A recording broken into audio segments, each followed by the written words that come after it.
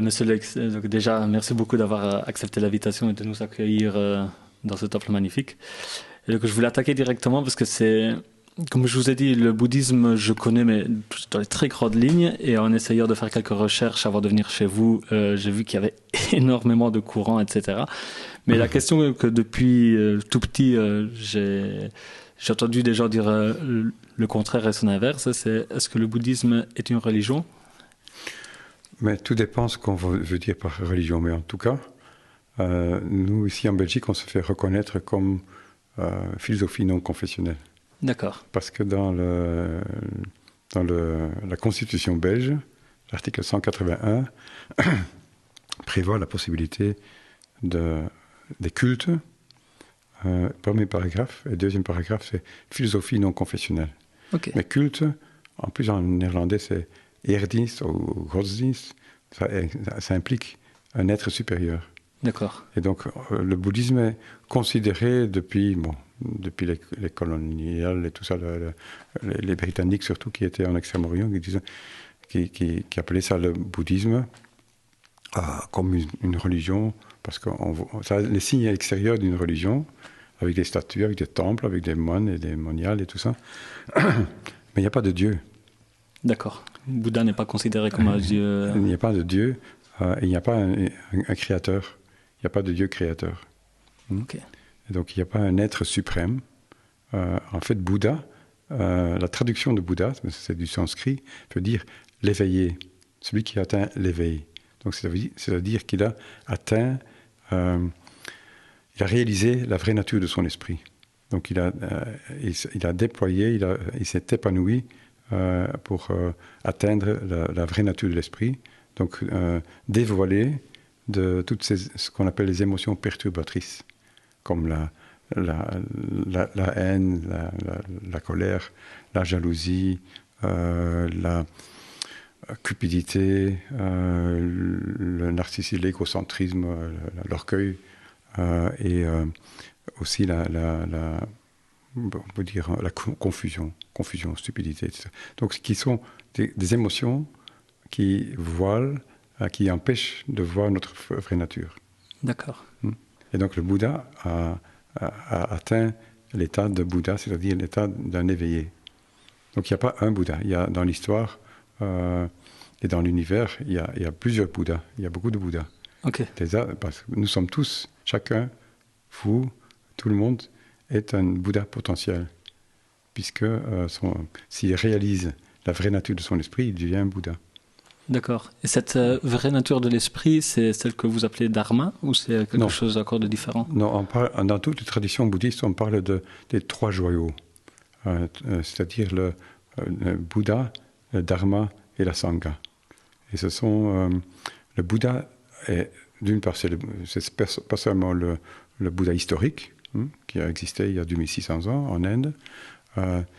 C'est aussi le principe de l'état de Bouddha, c'est-à-dire l'éveil. Donc l'illumination, l'éveil, la sagesse qu'on peut atteindre, parce que c'est inhérent à notre esprit, la vraie nature de l'esprit. Et donc pour atteindre, donc le Bouddha, pendant sa vie, a donné, il a atteint l'éveil à 35 ans, il a vécu jusqu'à 85. Donc pendant 45 ans, il a enseigné, jusqu'à 80 ans. Et donc l'enseignement du Bouddha, c'est le Dharma. Okay. Donc l'enseignement qu'il a donné pour atteindre l'état de Bouddha, l'éveil, c'est le Dharma. Dharma est aussi, en même temps, aussi une traduction pour dire la voie qui mène vers l'éveil. Ok. Et puis Sangha, c'est le troisième joyau, on dit Triratna ou le trois joyaux. Sangha, c'est la communauté. On dit, en général, ce sont les moines, les moniales et tout ça, qui sont dans les monastères, mais c'est plus large. C'est toutes les personnes qui ont atteint, qui nous précèdent sur la voie vers l'éveil. Okay. Qui ont déjà atteint un certain niveau, ou qui ont déjà une pratique, et tout, qui peuvent nous aider. Donc c'est la communauté de celles et ceux qui sont déjà bien avancés sur la voie. D'accord. Donc ça, c'est les trois joyaux. Et donc, quand on devient bouddhiste, officiellement, parce qu'on peut se sentir bouddhiste, etc. C'est pas mais si on veut vraiment dire, moi, maintenant, je veux atteindre l'éveil, je veux suivre cette voie, on prend refuge dans le Bouddha, Dharma et Sangha. Ok. Là, il y a la motivation qui compte beaucoup. Pas pour être heureux soi-même, ça aussi peut-être parce que, mais je reviens là-dessus, mais surtout pour libérer tous les êtres, pour être en mesure de libérer tous les êtres. D'accord. De la souffrance. Le thème de la souffrance, j'ai l'impression que c'est vraiment un thème central dans le bouddhisme. Tout à fait. La libération de la souffrance n'implique pas... Je veux dire, est-ce que chaque personne qui devrait être libérée de la souffrance, ce serait comme une personne qui devrait choisir d'entreprendre ce parcours, ou le but serait vraiment d'essayer de libérer l'humanité de la souffrance, même par ceux qui... Il y a une question de motivation. Donc ça, c'est l'idéal du Bodhisattva. Il veut libérer tous les êtres, sans discrimination aucune entre ceux et celles qui l'aiment ou qui n'aiment pas, ou qui sont plus sympathiques que d'autres. Donc c'est équanimité, et on veut libérer tous les êtres sans aucune différence. Donc c'est donc l'altruisme total. Donc c'est le contraire, c'est l'inverse de l'égoïsme. D'accord. Et donc la souffrance est un résultat d'un esprit égoïste. L'égocentrisme nous rend malheureux. Et tout. Donc, quand on parle de souffrance, souvent, quand on n'a pas vraiment gratté, quand on n'a pas été voir plus en profondeur, souvent on dit le Bouddha, il parle de la souffrance. Oh, c'est une religion, déjà on dit une religion pessimiste, quoi. Hein. Pensons plutôt au bonheur et tout ça. Donc. Mais en fait, la souffrance, le Bouddha a donné... c'était son premier enseignement, en fait. C'est les 4 nobles vérités. Le premier enseignement qu'il a donné quand il a atteint l'éveil, c'était sur il y a la souffrance, il y a la vérité de la souffrance. C'est-à-dire, mais quand il parle de souffrance, c'est pas seulement les bobos qu'on peut ou vraiment le malheur. C'est aussi tout simplement la frustration de ne jamais être satisfait. On n'atteint jamais la satisfaction. On cherche le bonheur. Tout le monde cherche le bonheur, les animaux, les êtres humains, les bons, les mauvais, tout le monde agit en fonction d'une recherche vers le bonheur. Le plus grand criminel du monde, en fait, il veut être satisfait, il veut chercher un certain plaisir ou un bonheur, quoi. On cherche toujours, et puis on se trompe de moyens pour y arriver. Et donc, tout être cherche le bonheur, c'est déjà une preuve que, en fait, la vraie nature de notre esprit, dans les profondeurs, c'est le bonheur, en fait. Le bonheur se trouve à l'intérieur. Et donc, on cherche le bonheur à l'extérieur, dans les possessions, dans les positions, dans les relations, toujours à l'extérieur. Et quand on est malheureux, on accuse toujours l'extérieur. C'est à cause de qu'est-ce qui m'arrive et tout ça. C'est pas ma faute, c'est la faute de tel et tel et tout ça. Pourquoi tout ça me tombe dessus. Donc c'est toujours, on cherche les sources du malheur à l'extérieur et les sources du bonheur à l'extérieur. Mais en fait, les deux viennent de l'intérieur. On est malheureux parce qu'on est trop égoïste. L'égoïsme implique la jalousie, la colère, la haine, les besoins, etc. Donc tout tiré vers soi. Donc on est malheureux. Et c'est ça, on parle de cette souffrance-là. Donc la souffrance d'être limité, de ne pas avoir... On a des moments de joie, on a des moments de plaisir, mais ils sont impermanents. Donc un premier élément, il y a cette souffrance, cette frustration, cette... insatisfaction, impossible de se satisfaire parce que chaque fois qu'on a un certain bonheur, c'est passager, quoi. Ça passe, c'est éphémère. Donc il y a l'impermanence de toute chose, de tout phénomène, surtout de nous-mêmes. Une fois qu'il y a naissance, on sait que la seule certitude qu'on a, c'est qu'il y aura la mort. On ne sait pas quand, ni comment, etc. Mais la seule certitude, c'est qu'on va mourir un jour. Et vous ne pensez pas que justement, cette non-permanence est ce qui rend, entre guillemets, spécial le bonheur, la joie et la vie elle-même? Que c'est comme les anciens dieux grecs où ils considéraient que les êtres humains avaient de la chance d'être mortels parce que justement, ils pouvaient savourer ce moment de la vie, tandis qu'eux qui étaient eux qui avaient la vie éternelle, ils étaient un peu perdus dans cette... Et je me dis, si on arrivait à un stade où on est toujours heureux, on est toujours la joie, est-ce que ça ne diminuerait pas un peu cette sensation de bonheur du fait de la vivre quotidiennement tous les jours? Tout dépend de ce qu'on imagine par être bonheur. Hein. Bonheur implique une harmonie totale, un équilibre, hein, ne pas être tourmenté justement par ce que vous venez de dire. Hein, mais on est vraiment en équilibre, on a atteint... c'est comme pour y arriver, hein, on a des exercices de méditation. Méditation, on peut comparer ça à un verre d'eau avec de la boue.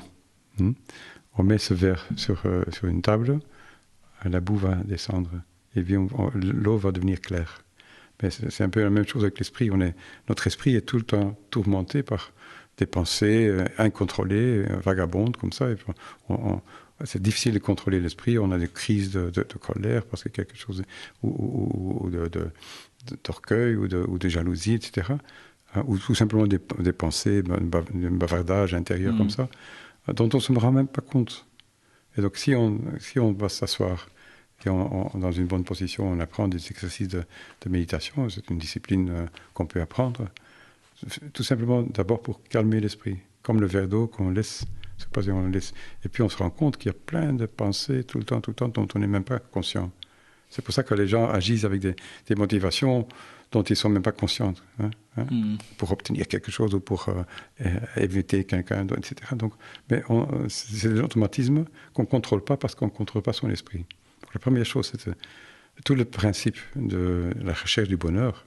Hein. Le bonheur, il est inhérent, c'est l'absence justement de toutes ces émotions perturbatrices. D'accord. Mais il y a des émotions positives, comme la compassion, l'amour envers tous les êtres et tout ça, qui sont beaucoup plus liés à ce bonheur intérieur, une vraie félicité, quoi. Si on peut se réjouir dans le bonheur des autres, plutôt que de dire pourquoi il est plus heureux que moi, etc. Ou elle. Hein, donc c'est des réactions qui trouvent leur source dans cet attachement à l'idée d'un ego, d'un moi. Moi, c'est toujours moi, le centre de l'univers. Et donc c'est ça qu'il faut... En fait, cette idée du moi avec laquelle on est né et que tout tourne autour de soi, hein, tout est fait pour se satisfaire à soi, etc. Et en fait, si on peut retourner ce mécanisme automatique comme ça, cette tendance, par des exercices et par un entraînement de l'esprit, on peut atteindre un état altruiste. On pense d'abord au bonheur des autres. On agit dans le sens où on va surtout créer du bonheur autour de soi. Et on oublie son propre bonheur. Ce qui fait qu'on est heureux. Le bonheur, il est là-dedans. Et donc ça, c'est un état... Le bonheur, le malheur, ce sont des états d'esprit. Et donc le tout est de maîtriser l'esprit. Donc l'être humain est considéré pour le bouddhisme comme composé de 3 éléments constitutifs, c'est-à-dire le corps, le physique, la parole, le verbal, et l'esprit. Et le plus important, c'est l'esprit, parce que le corps, il fonctionne en fonction des instructions qu'il reçoit, la parole également. Donc c'est l'esprit qui est vraiment à la base de toute de tout bonheur ou malheur. D'accord. Oui, de fait, maintenant, je comprends mieux cette notion de bonheur. C'est pas une notion à l'occidental comme je pensais. Il y a le plaisir, il y a des joies, et qui sont très bien, mais c'est impermanent, c'est éphémère. On peut avoir une bonne situation, et puis tout de suite, il y a des petits pop-pins, il y a tout le temps c'est comme une sorte de pollution, mais du fait aussi que tout est impermanent. Les relations, on va s'attacher aux personnes, des amis, son conjoint, ou quoi que ce soit, mais tout ça, c'est impermanent aussi, ça va terminer, il va y avoir tristesse et tout ça, donc tout ça, c'est impermanent. Tout est impermanent, tout ce qui a été créé va disparaître. donc y compris les choses, tout. Donc tout change tout le temps. Si vous regardez, même si vous allez en ville et vous n'avez pas été depuis un an, mais tout a changé complètement. Tout change tout le temps. Et donc ça, si on se rend compte de ce changement permanent, on va aussi relativiser. On va aussi ne pas s'attacher à chaque situation. On va dire, ici, je vais garder ça. Non, parce que tout passe. Et donc, on va être beaucoup plus équilibré et être beaucoup plus clair. Parce que ce bonheur, ou l'état, l'essence même de l'esprit, c'est aussi clarté. On voit clair. On a la sagesse. Et on voit clair, et donc on est un sage, quoi, ou une sage, quand on a atteint un certain niveau de sagesse, en fait. Donc tout le bouddhisme tourne autour, c'est une philosophie de sagesse. Sagesse et aussi compassion, amour-compassion, donc altruisme. Dans ce parcours de la sagesse, donc vous avez évoqué la méditation. Oui. C'est une des techniques. Il y a beaucoup de techniques possibles, mais une des techniques, c'est là. Et quelles sont des autres techniques peut-être les plus récurrentes, ou en tout cas les plus emblématiques Mais comme j'ai dit, il y a le corps, parole et esprit. On va utiliser les démarches physiques et la parole. La parole, il y a dans le bouddhisme, il y a aussi des prières. Mais quand on dit prière, on pense tout de suite, on prie à Dieu, etc. Non, il n'y a pas de Dieu. Les prières, c'est, en fait, on répète une certaine formule pour dire, je veux, puissent tous les êtres être séparés de la souffrance, puissent tous les êtres connaître le bonheur, puissent tous les êtres, etc. Donc, connaître les sources du bonheur. Donc, ce sont des textes comme ça qu'on récite pour que ça devienne vraiment une réalité dans l'esprit. Donc, on utilise la parole, on utilise le corps. Il y a la méditation qui a une certaine position, il y a des prosternations qu'on peut faire aussi, des choses comme ça. Et puis pour l'esprit, il y a une série de méditations, mais c'est très vaste aussi. Je vous ai parlé de la méditation du calme de l'esprit. On appelle la shamatha en sanskrit ou shiné en tibétain. Donc calmer l'esprit. Laisser l'esprit se calmer petit à petit. Une fois qu'on atteint ce calme de l'esprit, c'est comme un océan en orage, en tempête d'abord, et puis ça se calme, et donc on a le calme, et là on va plus loin dans la clarté, on va dans les profondeurs de l'esprit. Et donc là il y a une série de formes de méditation avec imagination, avec certaines couleurs, formes, et récitation de mantras aussi. Ouais. Le mantra, donc Om Mani Padme Hum, Om Ah Hum, etc. Donc une série de mantras qu'on récite souvent et qui véhiculent en fait des moyens pour développer les qualités, pour transformer les émotions perturbatrices, donc les poisons mentaux comme la jalousie, comme l'orgueil et tout ça, pour les transformer en sagesse. Donc il y a toute une série c'est très vaste. D'accord. Quand vous agissez sur le corps, j'avais vu que le tummo est une... Tummo, oui. C'est quelque chose... C'est lié à la tradition bouddhiste ou c'est externe à ça? Le tummo, c'est ce qu'on appelle... ce sont les 6 yogas de Naropa. C'est dans notre tradition ici, d'ailleurs. Okay. Mais c'est déjà une technique très, très avancée. C'est pour des gens qui sont des yogis bien avancés, qui ont fait des années et des années de pratique et qui font ça en retraite. Et en fait, le tummo, c'est la chaleur intérieure. Hein, oui. Donc il y a des yogis dans l'Himalaya qui vont méditer dans des grottes où il y a la neige éternelle, qui font fondre la neige autour d'eux. Parce que c'est une chaleur intérieure qui n'est pas seulement un chauffage matériel, mais c'est surtout la chaleur intérieure de l'esprit, et qui, par cette technique, brûle en fait l'ignorance, les émotions perturbatrices, donc la jalousie, la haine, l'orgueil et tout ça, qui les brûle et les transforme en sagesse. D'accord. Donc, en fait, le fait que ça produit cette chaleur, c'est un effet secondaire, quoi, parallèle. mais c'est plus profond. Ce sont des techniques pour atteindre cet état d'éveil très vite. D'accord. En une seule vie. Parce que de fait, dans le bouddhisme, vous croyez à la réincarnation. Il y a oui, réincarnation, c'est une émulation qui ne correspond pas vraiment à la réalité, mais il y a la renaissance, la transmigration.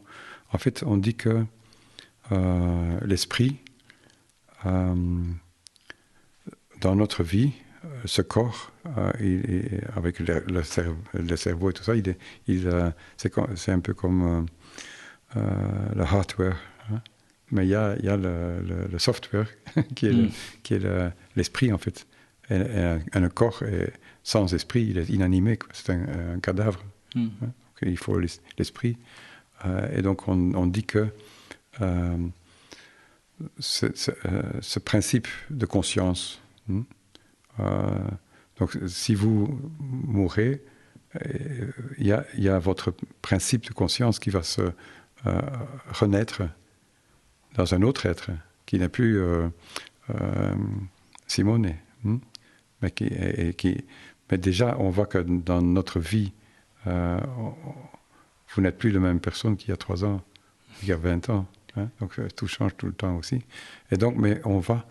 Parce qu'il faut comprendre la réincarnation en comprenant d'abord le principe du karma.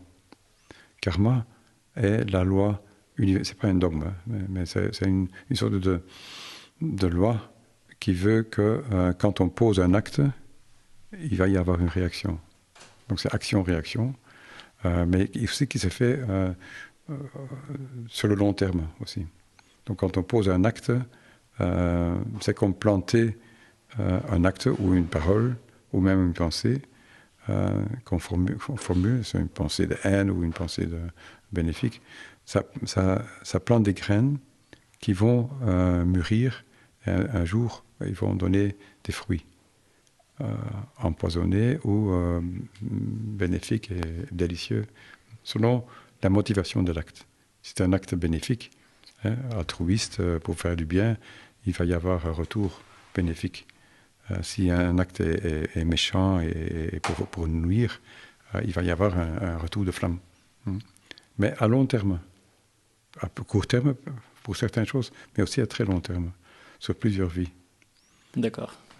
Donc ça, c'est le principe. Donc on parle, en fait, quand on dit « je veux libérer tous les êtres », c'est aussi dans une optique que j'ai dit qu'il n'y a pas de créateur, pas de Dieu créateur. L'univers n'a pas de début ni de fin. Il y a eu, on parle du Big Bang et tout ça, mais avant il y avait un autre univers. L'univers même, on parle de galaxies. Notre galaxie, il y a 10 milliards de systèmes solaires qui font notre galaxie, la Voie lactée. Donc nous, on est une poussière là-dedans. Mais notre galaxie, dans l'univers total, est une poussière. Parce qu'il y a des milliards de galaxies. Donc il n'y a pas de fin. Donc c'est au-delà du temps et de l'espace, en fait. Et donc c'est pour ça que l'esprit est comparé à l'espace. C'est-à-dire que l'essence de l'esprit, donc l'état de Bouddha, en fait, c'est là ça le bonheur total, c'est qu'il n'y a pas de limite, mais il y a clarté.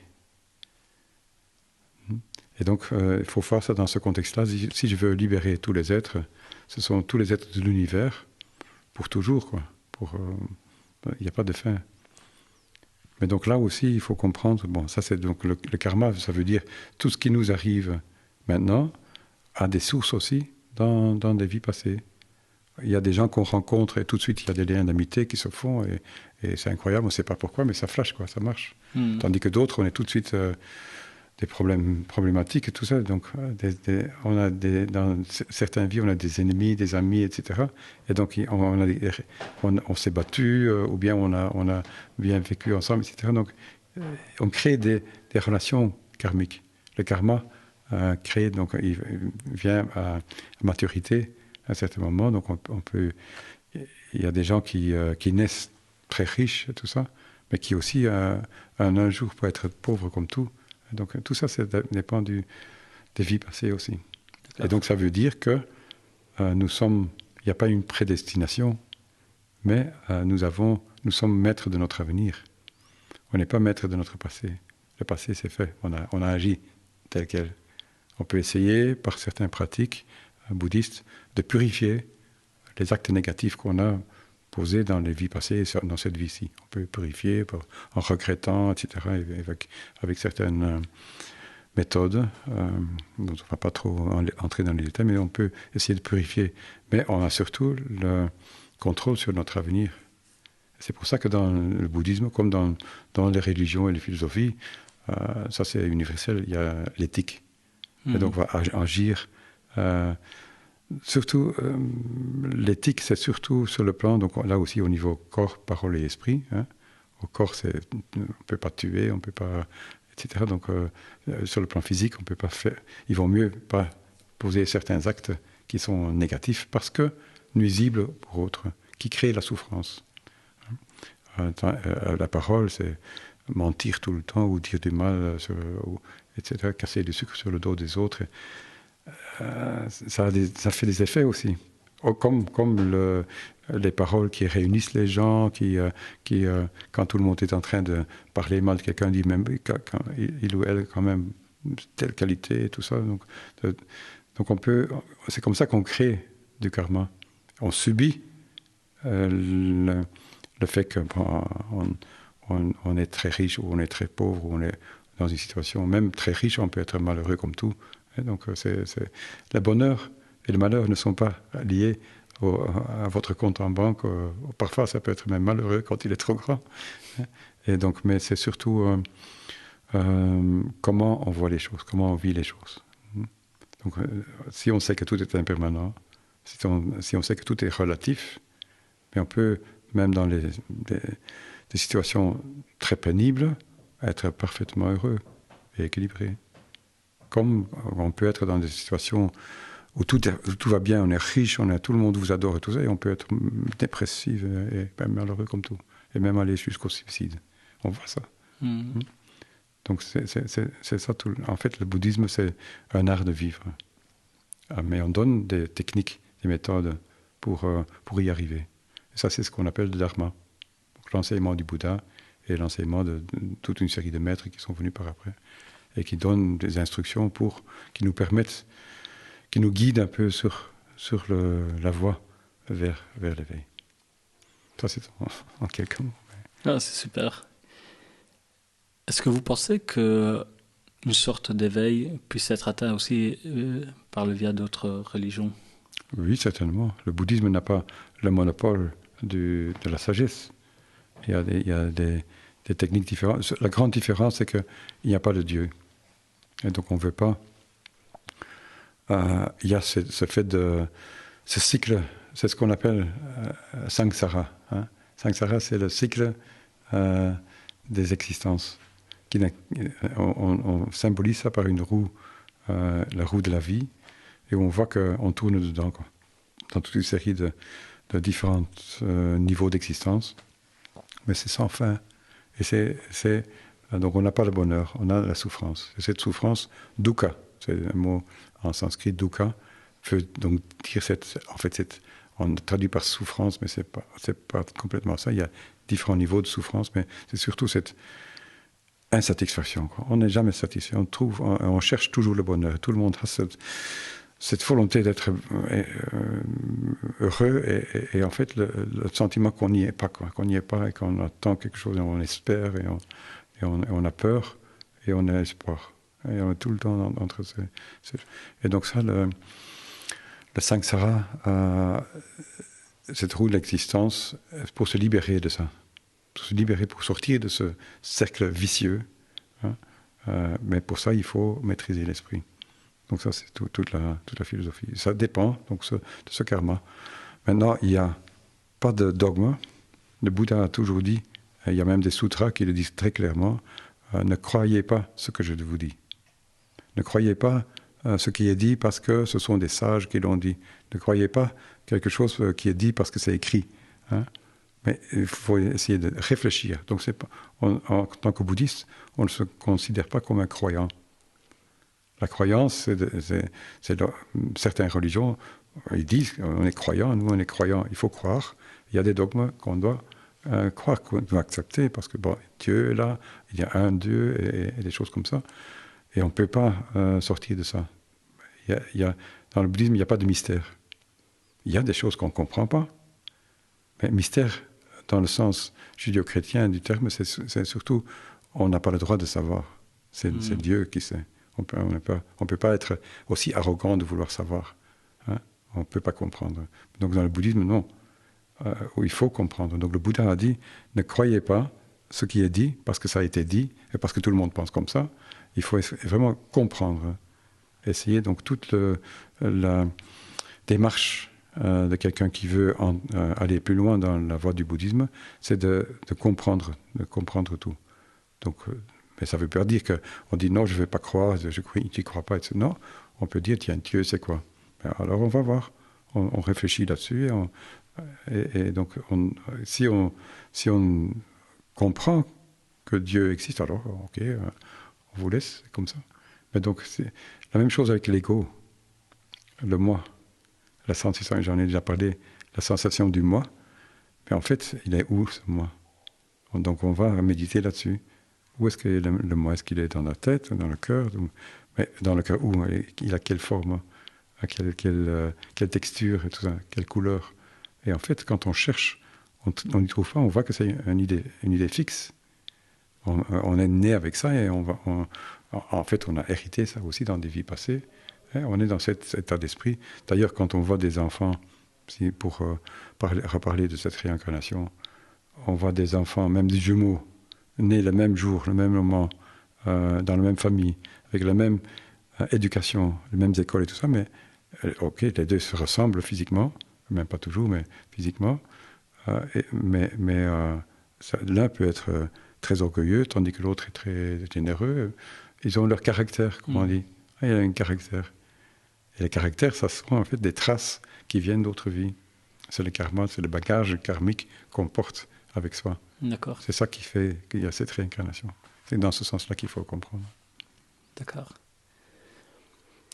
Mais donc le Bouddha, il y a dans toutes les religions, il y a des voies vers l'éveil.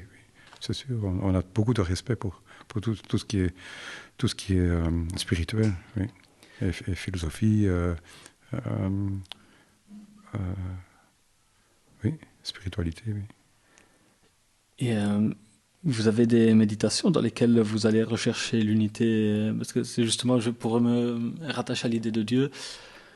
Parfois, via la prière ou bien simplement en méditant, on peut essayer de se reconnecter avec Dieu, mais qui peut être l'univers, peut être l'amour, peut être l'unité. Enfin, il y a un concept similaire, vu que vous ne croyez à rien au-dessus, mais est-ce que vous avez quand même une idée d'unité plus grande qui relie toute l'humanité, tous les êtres vivants? En fait, on parle de deux réalités. Il y a la réalité relative, dont je viens de parler, c'est ce qu'on vit tout le temps. C'est dans tout l'univers, en fait, toutes les galaxies et tout ça, c'est une réalité relative. Relative aussi parce que tout le monde l'aperçoit différemment. Quand on a 20 personnes ici et on parle d'un sujet, mais tout le monde a une autre expérience. Après, quand on va leur demander d'écrire mais ils ont tous vécu une toute autre aventure. Hein? Chacun a parce qu'on le voit à travers ses propres filtres, son bagage karmique, disons, caractère. Hein? On perçoit les choses différemment, mais c'est si on a un petit chien ici, il a une toute autre expérience, ou même une mouche ou un fourmi, ils ont une autre expérience de cette réalité. Mais on l'aperçoit parce qu'on a des yeux et des oreilles, mais elle est relative. Parce qu'aussi impermanente. Elle change tout le temps. Tout change tout le temps. Donc c'est un peu comme un rêve. Mais un rêve bien réel, quoi, mais relatif. Tandis que c'est lié et inséparable, en fait, de la réalité absolue. La réalité absolue, dans le bouddhisme, on parle de shunyata. Et la meilleure traduction qu'on a trouvée, c'est vacuité. Donc la vraie nature de l'esprit, c'est vacuité. Mais vacuité, pas dans le sens de néant. C'est pas le vide rien. Non, vacuité et forme sont inséparables. D'ailleurs, dans le Sutra Prajnaparamita, on dit la vacuité est forme, la forme est vacuité. Et donc, mais c'est vacuité, c'est-à-dire dans le sens, je parlais tout à l'heure de l'univers, au-delà de l'univers, ou des univers qui n'ont pas de limite. C'est ça c'est la meilleure comparaison, l'espace, avec la vraie nature de l'esprit. Donc la vacuité, donc shunyata, mais vacuité est aussi clarté, lucidité, donc luminosité. C'est clair, on voit clair, et omniscience. Et donc c'est absolu, au-delà du temps et de l'espace. Et c'est la vraie réalité. Et tout existe à cause de ça. C'est énergie pure aussi. Et donc, si on veut appeler ça Dieu, il n'y a aucun problème. Mais ce n'est pas un Dieu séparé de nous, qui aurait créé et qui tient les ficelles et tout ça. Non. Mais je suis sûr, dans toutes les traditions, il y a les mystiques chrétiens qui ont eu cette expérience d'unité et tout ça, avec Dieu et tout ça. Mais ce sont des expériences qu'on peut avoir comme bouddhiste de la vacuité. D'accord. Et les soufis, chez les musulmans aussi, c'est très très proche aussi. Et donc, mais il faut... Mais on ne croit pas dans un créateur. On est chacun notre propre créateur. Oui. On a créé notre propre univers. Et finalement, qui sommes-nous au fond, mais on est Bouddha au fond. Bouddha, c'est-à-dire qu'on est universel, on est Dieu, quoi. Au fond de nous-mêmes, nous sommes Dieu, si on veut appeler ça Dieu. Mais quand on dit Dieu, déjà c'est quelque chose de séparé de nous-mêmes. Quand on parle, donc ici, on parle au-delà, c'est au-delà de ça. C'est au-delà de la dualité. Donc l'esprit, dans le sens intellect, la pensée ne peut pas saisir, parce que la pensée est toujours en termes dualistes. Et donc c'est au-delà de cette dualité. C'est pour ça qu'avec la méditation, ça demande un long entraînement qui peut durer sur plusieurs vies, parce que où ça peut aller plus vite si on a des techniques qui sont bien et qu'on a déjà une attitude qui vient aussi d'autres vies, sans doute, de recherche vers la vérité. Donc ça, c'est ce qu'on appelle... Tout le monde est un peu à la recherche de la vérité, parce qu'on voit que tout est faux, finalement. Donc la réalité absolue, mais ça ne veut pas dire que la réalité est relative, qu'il faut l'ignorer. Non, il faut faire attention. Tant qu'on n'est pas libéré de tout ça, il faut faire attention à ce qu'on fait et comment on agit. C'est quand même une réalité, mais elle est relative. Donc ça, c'est tout le chemin vers l'état de Bouddha, aussi, de comprendre ça. Donc il faut essayer de comprendre. Donc il y a la philosophie bouddhiste qui est assez très poussée. Donc il y a des études universitaires qui durent 18 ans pour comprendre vraiment tous les textes et tout ça et de connaître. On n'est pas obligé de faire ça. C'est une voie, mais ça ne veut pas dire qu'on doit être très érudit pour atteindre l'éveil. On peut être simple, quelqu'un de très simple et tout ça, sans des études académiques et tout, mais ayant compris, parce qu'on peut être académique et renommé et tout ça, mais être jaloux et orgueilleux et tout ça, non. C'est ça qui compte. Donc il faut vraiment maîtriser l'esprit. L'intellect est une chose, mais avec l'intellect, on ne peut pas atteindre l'état de Bouddha. On ne peut pas saisir Dieu. Donc moi je pense, j'ai été catholique moi-même, donc j'ai eu beaucoup de discussions à l'époque, et donc je crois que dans les religions chrétiennes et judéo-chrétiennes en général, les autres aussi, ce sont différents chemins qui mènent vers la même réalité. Ouais. Mais il faut une diversité, c'est très bien. Dans le bouddhisme même, il y a toute une série on en a parlé, il y a plein d'écoles différentes, mais ils ont tous le même tronc, la même racine, les mêmes... Justement, à ce sujet, je voulais vous demander, on a fait quelques podcasts avec les différents courants du christianisme, donc avec après de catholiques, après d'orthodoxes, avec après de protestants, enfin pasteurs protestants. Et justement, est-ce que vous pourriez nous dire quels sont les les courants les plus connus et les plus grosses différences entre ces différents courants dans le bouddhisme? Qu'est-ce qui change? Oui, il y a trois grands courants qui correspondent aussi à des enseignements que le Bouddha a donnés à plusieurs étapes de sa vie. Le premier, c'est, je l'ai dit, c'est le premier enseignement, il y a souffrance. Il y a aussi, c'est une réalité qui a cette souffrance, mais il y a aussi un chemin qui il y a la possibilité de faire cesser cette souffrance, d'atteindre le bonheur. Cette vérité est là aussi. Et donc, dans ce qu'on appelle le bouddhisme Theravada, comme il est aujourd'hui encore très vivant en Thaïlande, en Birmanie, au Sri Lanka, le Vietnam du Sud, Cambodge, donc ces régions-là, c'est surtout maîtriser l'esprit, donc calmer l'esprit. Donc il y a la méditation qui est très importante, calmer l'esprit, donc atteindre. Et on veut atteindre le bonheur. Le plus important, c'est qu'on veut faire cesser la souffrance et atteindre le bonheur. C'est un peu plus compliqué que ça. Mais donc donc il y a une discipline. On fait du bien, on ne peut pas faire du mal. Donc on peut résumer en 3 phrases, c'est-à-dire éviter de créer de la souffrance, donc de faire du mal, mettre tout en œuvre pour faire du bien, pour créer du bonheur pour les autres, pour autrui. Et troisième, le plus important, maîtriser l'esprit. Et donc ça, c'est... et donc on voit, il y a une discipline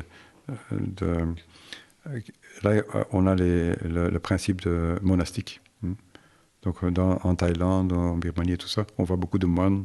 Donc même certaines parties, même certains pays, c'est comme le service militaire à l'époque ici. Pendant 1 an, on devenait moine au monial, pour avoir cette expérience, où on est détaché des choses. Ils vont pieds nus et ils vont mendier. Donc ils n'ont pas pour avoir des possessions. Et donc c'est une sorte de discipline pour se rendre compte de tout ça. Et donc c'est le renoncement en fait. On renonce au mondain, aux mondanités. On ne recherche pas, parce que ce qu'on fait d'habitude, on recherche le plaisir, je l'ai dit, à l'extérieur, dans la richesse, l'argent, tout ça. On veut de l'argent, et puis finalement, ça ne mène pas au bonheur. Dans les relations amoureuses ou amicales, etc. Mais où ça, souvent, ça tourne au vinaigre, les amis deviennent ennemis, etc. Tout ça, c'est... Et dans comment dire, la réputation, le pouvoir et tout ça. Le pouvoir, on peut devenir un petit politicien, échevin ou puis bourgmestre. Et chaque fois, on dit, on atteint quelque chose, difficile y arriver, et puis on veut le suivant, quoi. L'échevin, il veut être bourgmestre. Bourgmestre, une fois qu'il est bourgmestre, il veut être député. Le député, il est malheureux parce qu'il veut être ministre. Le ministre, il dit, mais pourquoi il y a le Premier ministre, je vous le répète, Premier ministre, et puis on veut être président des Nations Unies, empereur de l'univers, mais on ne sera jamais satisfait.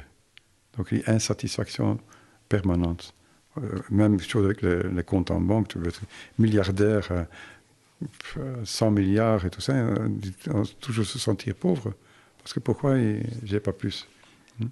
Et donc ça, c'est presque des preuves que l'esprit n'a pas de limite. Donc pour le Theravada, donc renoncer à la recherche des plaisirs et des conforts extérieurs, et donc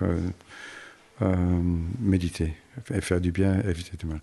Mais c'est quelque part, donc on se dit après un certain moment, comment est-ce que je peux être heureux si je vois qu'autour de moi, tout le monde est dans la misère, quoi, dans la frustration, sans le savoir.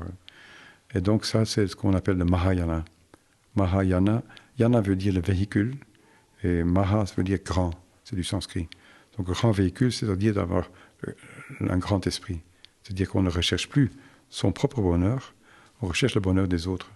On veut que tous les êtres, dans tout l'univers, toutes sortes d'existences, les animaux, les êtres humains, qu'ils puissent atteindre ce bonheur permanent, qui est au-delà du temps d'ailleurs, au-delà de l'impermanence ou permanence.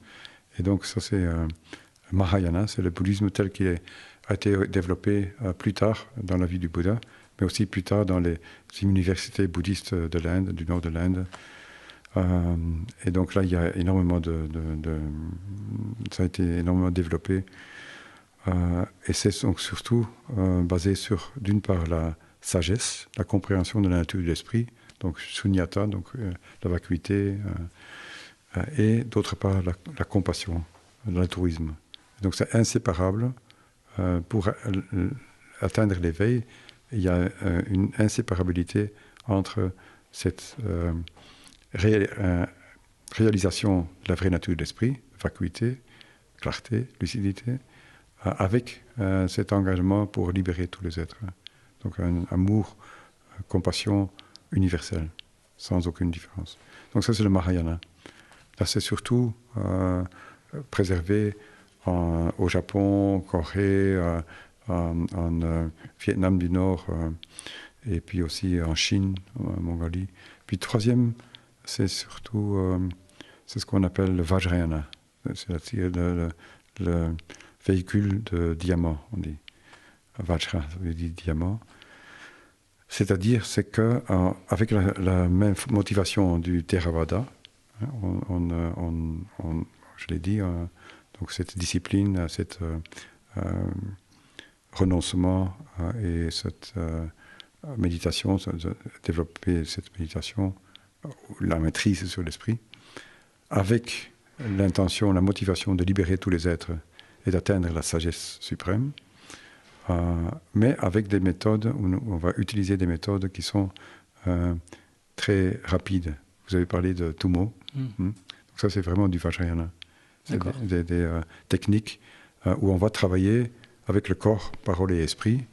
On se rend compte à ce moment-là qu'il y a cette illusion de l'ego sur laquelle est basée ou qui alimente aussi les 5 émotions perturbatrices, les 5 poisons mentaux qui sont jalousie, orgueil avec narcissisme et tout ça dedans, et puis la haine, la colère, la haine, vengeance et tout ça, ce sont des familles d'émotions.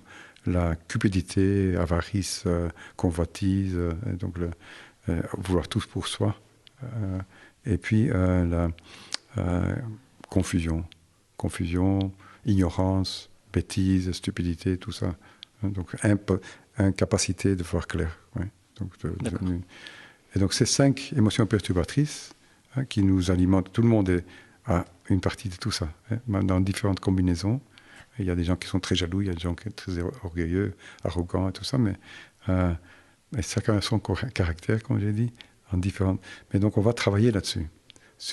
Donc dans le Vajrayana, bouddhisme tibétain, on dit souvent, mais c'est aussi en Mongolie, en Chine et même au Japon, il y a des écoles Vajrayana. On va travailler sur, plutôt que de dire, comme dans le Theravada, on va dire, je donne un exemple. On est avec quelqu'un dans une pièce qui commence à vous insulter, pour aucune raison. Alors dans le Theravada, il va sortir de la pièce. Sortir pour ne pas se fâcher, pour ne pas commencer à se battre et tout ça. Donc on renonce, on s'éloigne, on va quelque part pour se calmer, pour être dans un environnement où on n'est pas. Dans le Mahayana, on va utiliser son intellect, aussi son cœur, mais son intellect pour dire mais peut-être quelque part, il a peut-être raison, mais en fait, sa colère, ça vient de sa propre souffrance, à lui ou à elle, en fait, qui s'exprime. Peut-être il a raison pour certaines choses que j'ai fait, tout ça. C'est aussi une relation peut-être d'une vie passée. Donc, et on commence à avoir des pensées positives pour cette personne et tout ça. Ça va calmer la chose aussi, d'office, parce que quelqu'un qui est fâché, il attend un retour et tout ça. Et donc ça monte, jusqu'au moment où on peut s'entretuer. Tandis que là, ça calme parce qu'il va absorber la souffrance, il va dire je prends sa souffrance sur moi et donc les choses se calment. Donc ça c'est Mahayana, grand esprit. Puis dans le Vajrayana, quelqu'un vous insulte et on va laisser venir la colère qui vient et regarder c'est quoi, d'où est-ce qu'elle vient, c'est quoi cette colère, quelle est sa texture et tout ça. Et on se rend compte qu'en fait, elle est vide, quoi. Elle n'existe pas. Vous pouvez faire l'exercice quand vous êtes fâché ou jaloux ou gay. Mais en fait, c'est rien, c'est vide, quoi. C'est de la vacuité. Et en fait, on dit que ces 5 émotions perturbatrices, en essence, en leur essence, ce sont des sagesses, mais qui sont mal canalisées. Et donc il y a toute une science sur le corps, avec le corps subtil, avec les énergies qui circulent et tout ça, qui font qu'on va les maîtriser. Et donc le fait qu'on reconnaisse l'essence même de sa colère, on peut atteindre l'éveil, ou un moment d'éclaircissement, quoi. Et donc dans le Vajrayana, on va utiliser en fait, son émotion perturbatrice, son poison mental, le pire, si vous êtes quelqu'un de très jaloux, ce défaut, ce vice, va devenir un levier pour atteindre l'éveil. On va l'utiliser, transformer, une sorte d'alchimie. On change le plomb en or. Parce qu'en essence, ce vice est en fait pur et c'est l'éveil même. Donc, différentes 5 familles de sagesse aussi. D'accord. Et donc ça, c'est assez complexe. Et c'est plus initiatique aussi.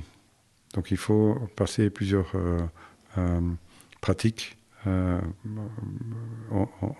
n'entre pas tout de suite. Quand on a un bâtiment, on ne va pas entrer tout de suite au 10e étage. Il faut prendre les escaliers ou l'ascenseur et au fur et à mesure, on monte. Parce qu'on joue avec les énergies pures de l'esprit. Et donc, il faut y aller doucement et ne pas être... parce qu'on veut jouer avec des énergies, on pourrait aussi mal l'utiliser. Donc c'est pour son propre bien et pour le bien aussi des autres. Et dans ce dernier courant, donc c'est celui qui équivaut avec le terme plus commun de bouddhisme tibétain. Oui, c'est bien ça. Tibétain. Mais dans le bouddhisme tibétain, il y a les 3. Ah, ok. Il y a les 3. Il y a le fait il y a beaucoup de moines. Il y a des lamas qui sont moines. Donc ça veut dire qu'ils ont une série de vœux qu'ils doivent respecter, une éthique de vie. Ils ont la motivation du Mahayana, c'est-à-dire altruisme, la recherche de la sagesse, mais aussi la recherche du bonheur des autres. Et si on n'a pas ça, on n'avancera pas dans le Vajrayana. Parce que dans le Vajrayana, il y a aussi la question de transmission par un guide, quelqu'un qui vous guide, parce que c'est une voie initiatique. Et donc, quand on est dans un pays qu'on ne connaît pas, on a besoin d'un guide, quoi. Sinon on se perd ou on ne sait pas où on va arriver. Donc, on a besoin d'un guide. Donc, vous allez recevoir les instructions sur les pratiques plus poussées, comme le Tummo, à un moment où vous êtes prêt. Sinon, avant, c'est dangereux. On joue avec des énergies et vous pouvez tomber malade, quoi. Il y a une chose qui m'a un peu interpellé sur le premier courant que vous avez décrit, par rapport à l'insatisfaction. Et je me disais, c'est justement peut-être cette insatisfaction d'un côté qui a amené les êtres humains à se développer, à trouver des nouvelles technologies, à trouver des nouvelles façons de vivre mieux, justement parce que du fait qu'ils étaient insatisfaits de la chose qu'on a maintenant de pouvoir enregistrer un podcast, de faire 100 km en 1 heure, de pouvoir avoir ces progrès technologiques. Si tous ces gens avaient été satisfaits, peut-être qu'ils n'auraient pas eu ce besoin d'aller chercher, de découvrir, Non, mais ce n'est pas incompatible. Donc le progrès scientifique et tout ça, on a fait des énormes progrès. Le bouddhisme n'est pas du tout contre. Non, je me doute, mais c'est juste dans le cadre de la nature humaine, je me dis, si quelqu'un qui est bien... Mais on peut très bien avoir une motivation altruiste. On peut dire, je vais développer, essayer de trouver un moyen pour guérir le cancer. Peut-être motivé par, comme ça je gagne de l'argent, ou comme ça je peux guérir des gens. Tout dépend de la motivation. Et donc on peut dire, OK, on va trouver des moyens de transport pour que les gens ne doivent pas tout faire à pied et porter tout et tout ça. Donc c'est pas incompatible, c'est complémentaire. C'est parfaitement... On a des gens qui sont bouddhistes, mais qui sont des scientifiques et qui sont des gens qui sont actifs dans la médecine, comme des ingénieurs, même partout. Et donc en fait, en tant que bouddhiste, si on devient bouddhiste, il ne faut pas changer toute sa vie. Il ne faut pas se séparer de son épouse, de son mari, il ne faut pas quitter son boulot pour se retirer du monde et tout ça. On peut être bouddhiste en restant là où on est, mais en pratiquant dans votre milieu. Donc il y a en fait, dans le bouddhisme Mahayana, mais c'est bon pour les autres aussi, il y a ce qu'on appelle les 6 paramitas. Paramita, ça veut dire perfection, les vertus transcendantes. Première, c'est la générosité. Générosité, c'est un esprit, un grand esprit en fait. C'est un esprit noble. Il peut donner. C'est donner, pouvoir donner sans attendre quoi que ce soit en retour. Donc c'est pas juste donner de l'argent à un mendiant ou pour une bonne cause, mais en faisant attention à ce que tout le monde sache qu'on donne, ça pollue. Donc c'est pas c'est pas la perfection de la générosité. Une générosité parfaite, elle n'attend rien en retour.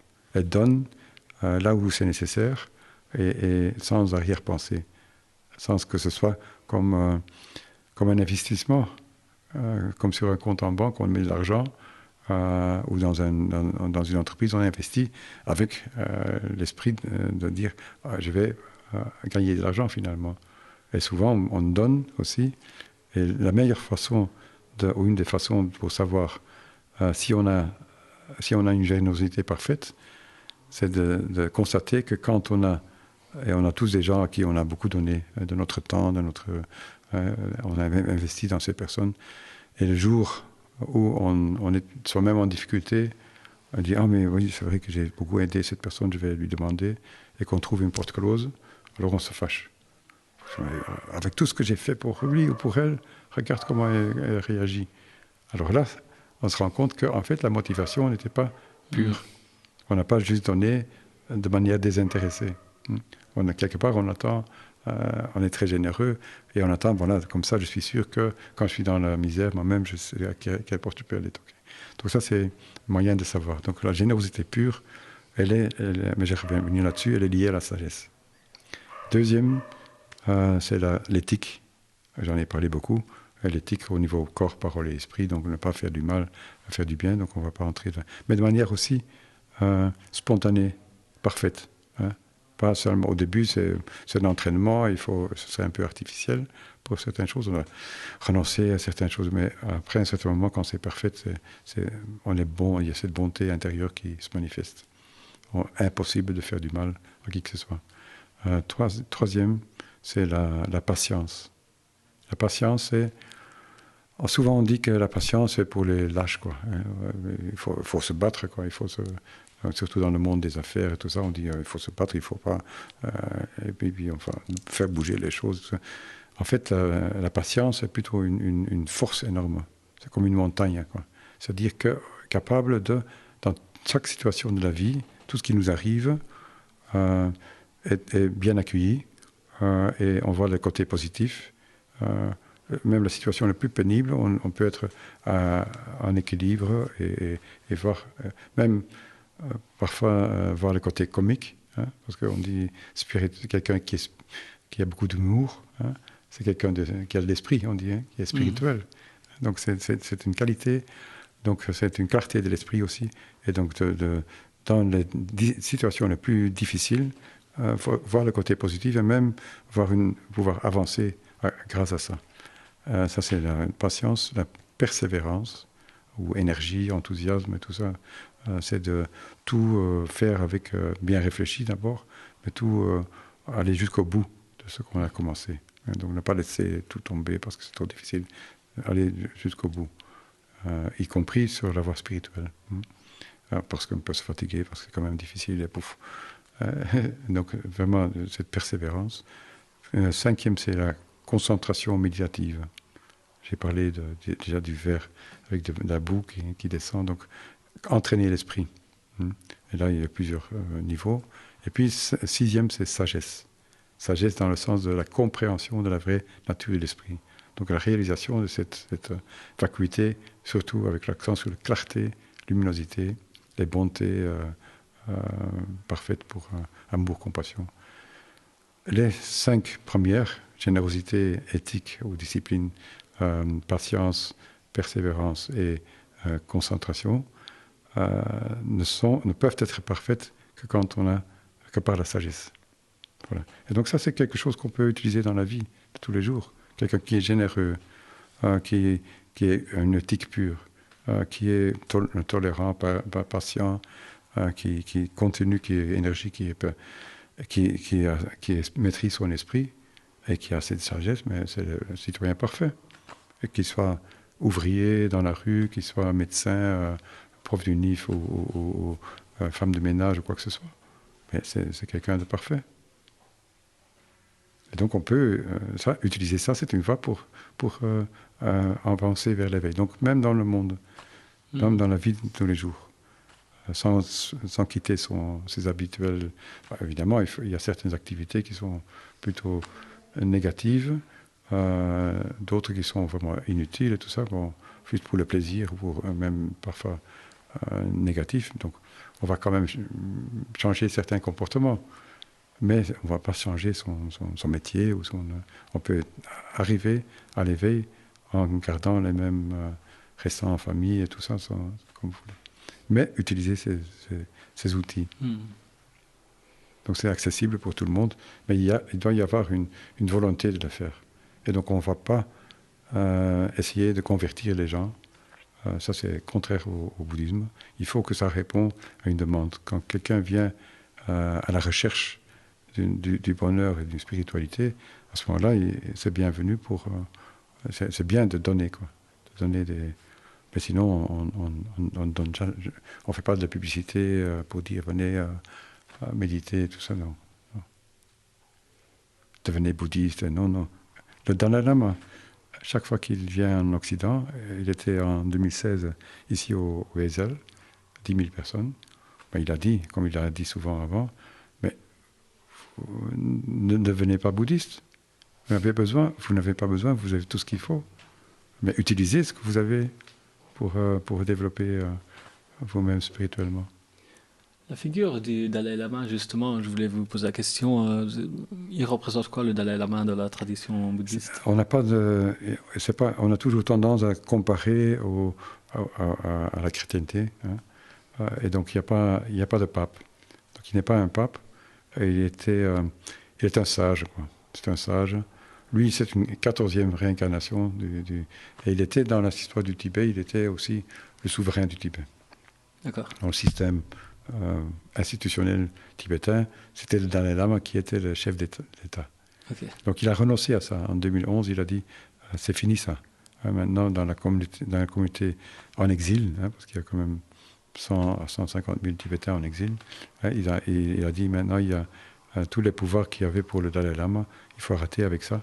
Il y a la démocratie, qui a ses défauts, mais c'est le meilleur système qui existe.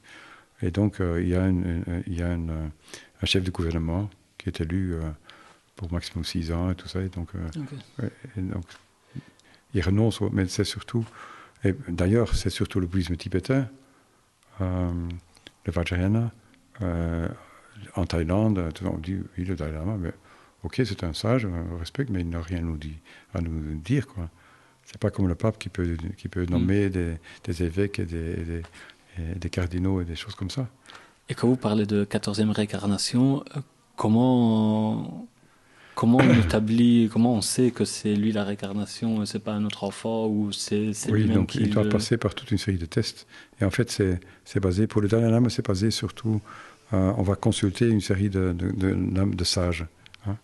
Et c'est par la méditation, on tient compte aussi, il y a un oracle, il y a des systèmes d'oracle aussi au Tibet, et aussi parfois il y a plusieurs enfants qui correspondent à tous les critères qui ont été énoncés, puis ils doivent passer un test, plusieurs tests, notamment parmi toute une série d'objets rituels et d'autres du précédent Dalai Lama.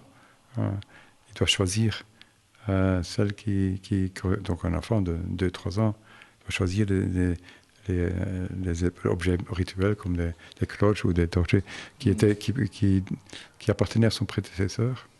Il doit les choisir parmi toute une série d'objets semblables. D'accord. Donc plusieurs cloches, plusieurs dorjés, et donc il doit choisir celui qui... donc ça c'est des tests. S'il ne réussit pas ce test, hop, c'est pas lui. Ok. Et puis il y a aussi d'autres indices pour le Karmapa. Karmapa qui est le lama qui est à côté du Dalai Lama. C'est le chef de notre lignée. Lui, c'est le 17e. C'est avec lui que ça a commencé, en fait, déjà au XIIIe siècle. Donc le Dalai Lama est plus jeune à ce niveau-là. Lui, il a été pendant le deuxième Karmapa, le troisième, le quatrième, jusqu'au 10e. Ils étaient les maîtres spirituels, les empereurs de Mongolie et de Chine. Il était invité tout le temps pour donner des enseignements.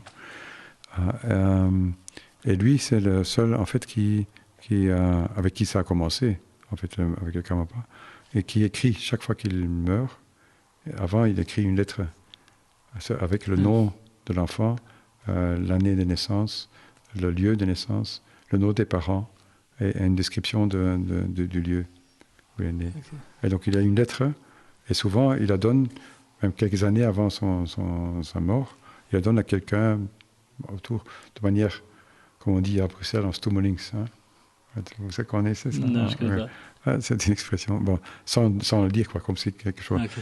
Par exemple, le 16e, qui a fondé le centre ici, en 77, il est venu ici.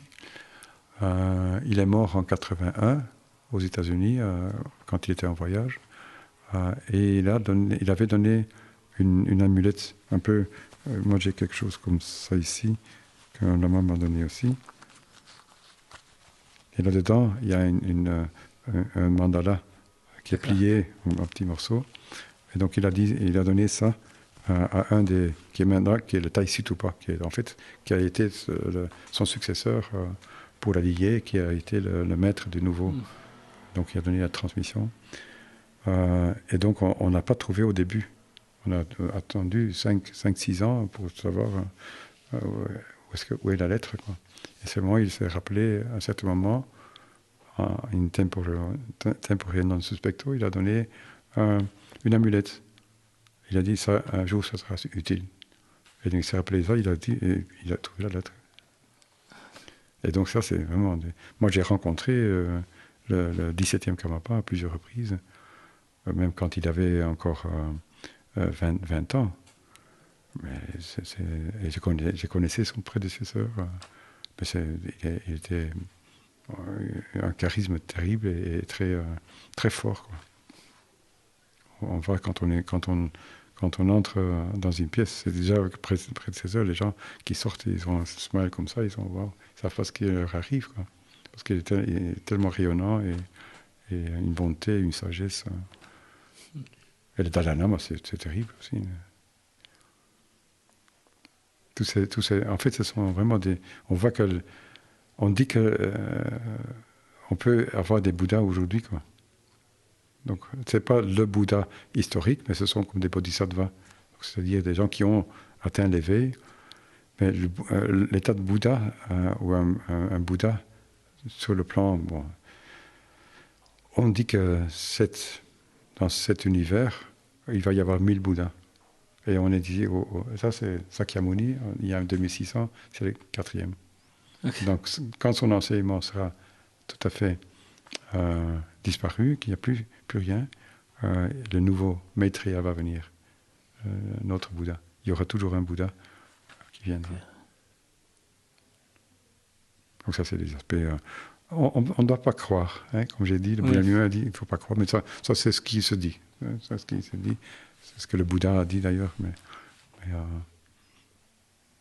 a beaucoup de choses comme ça qu'on peut dire, oui. On n'est pas obligé de croire. Il y a des bouddhistes même qui ne croient pas ici en Occident, il y en a qui ne croient pas à l'incarnation. C'est pas un problème, c'est leur problème. Mais c'est vrai qu'il ne faut pas juste croire comme ça. Ah oui, réincarnation, oui, oui. Non, il faut essayer de comprendre, quoi. Comprendre le fonctionnement des lois du karma. Comment ça se fait. Et on voit ça dans la nature aussi, les choses se reproduisent cause à effet, quoi. C'est une loi à cause à effet, donc c'est logique, mais dans un esprit cartésien et dans notre monde actuel, en Occident en tout cas, parce qu'en Asie c'est tout à fait normal, tout le monde, les Indiens, l'hindouisme a une autre conception de la réincarnation. Que là, c'est pas du tout, le Bouddha lui-même était déjà révolutionnaire à ce niveau-là, parce que le système de réincarnation, selon l'hindouisme, on commence de pierres, de minéraux, des plantes, puis on devient un animal, puis on devient humain, puis on devient un dieu, et donc il y a beaucoup de dieux dans l'hindouisme, et donc il y a le brahmanisme et tout ça, et donc de ce système-là est né aussi le système des castes. Oui. Qui veut dire qu'il y a les intouchables qui sont pas du tout avancés sur leur évolution, hein, et puis il y a les hautes castes, les brahmines et tout ça qui sont... Et donc le Bouddha, il voulait pas des castes, quoi. Donc déjà, il a donné l'ordination de moines, hein, dans le monastique, à des intouchables. Encore aujourd'hui, il y a des intouchables. Officiellement, dans la constitution indienne, il n'y a plus de castes. Mais dans la pratique, il y a encore tout ça. Hein. Et donc, il n'y a pas de caste. Et il a ordonné des intouchables avant d'ordonner des princes ou des gens de famille royale et qui, tout à coup, l'intouchable avant était plus important qu'eux, parce qu'il était ordonné avant, le jour avant. Donc des petits détails comme ça. Il a ordonné des femmes aussi. La femme était... dans le bouddhisme, la femme, hommes et femmes sont égales devant la capacité d'atteindre l'état de Bouddha. Donc c'est vrai qu'il y a beaucoup d'hommes dans le bouddhisme et tout ça. Les pays bouddhistes sont aussi machos qu'on était ici et qu'on est encore souvent. Où l'homme est supérieur et tout ça, mais ça c'est culturel. C'était avant, c'est pré-bouddhiste en fait, déjà. Mais donc dans le bouddhisme, l'homme et la femme sont... Et parfois pour Vajrayana, pour le type tibétain, sous certains aspects, les femmes ont plus de facilité pour atteindre l'éveil.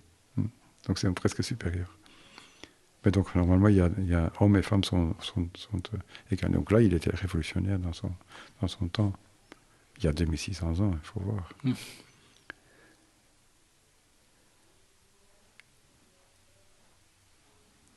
Je pense que je te vois court de questions. J'ai été un peu long. Mais non, c'est super, c'est super. Et si quelqu'un veut en savoir davantage ou trouver un centre, ou trouver une personne avec qui approfondir ses arguments, où est-ce qu'il peut aller? Il y a un site, il y a une adresse? Oui, il y a le site du buddhism.be, bouddhisme à l'anglaise. Et aussi, c'est peut-être important, parce qu'on n'en a pas parlé, on est dans un stade très avancé pour la reconnaissance du bouddhisme. Je l'ai dit déjà, il y a en Belgique, on peut être reconnu comme culte ou comme philosophie non confessionnelle. Comme j'ai expliqué, il n'y a pas de Dieu.